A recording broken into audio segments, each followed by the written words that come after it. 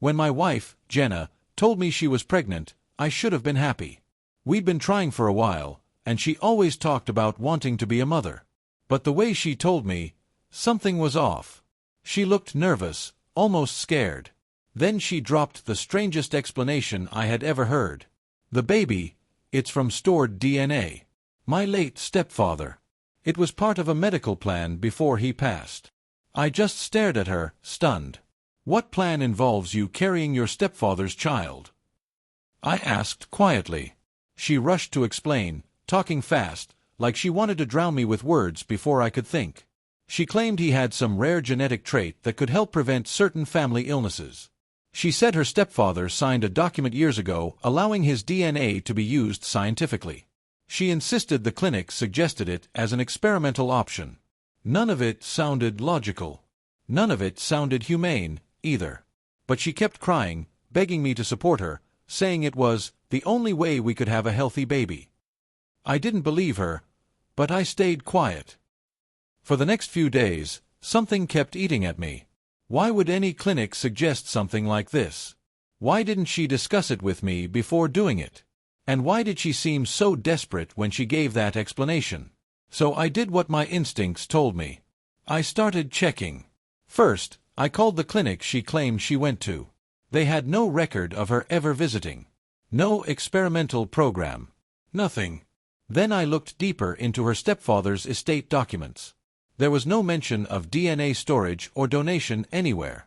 But while reading the files, something else caught my attention. A name. A man who handled most of the estate paperwork. A man my wife had been messaging frequently months ago. I expanded the search. Old messages. Archived emails. Phone backups. And there it was. Messages between Jenna and a man named Marcus, her stepfather's nephew. Not late stepfather's DNA, but a man very much alive, very real, and very close to her stepfather's family. The messages weren't explicit or romantic, but they were full of secrets. I'm scared he'll find out. We have to stick to the story. What if the clinic calls him? You promised you'd delete everything. My hands were shaking. I kept scrolling until I found the message that explained everything. I told him it was my stepfather's DNA. That's the only story he might accept.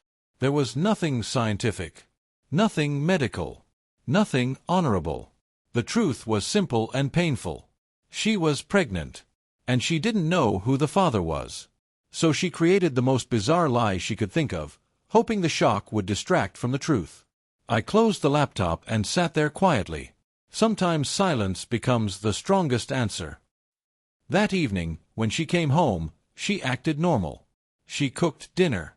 She asked about my day. She tried to pretend nothing in the world was wrong. Finally, I said, "We need to talk." Her face immediately lost color. "I called the clinic," I said calmly. "They never saw you. There is no experiment.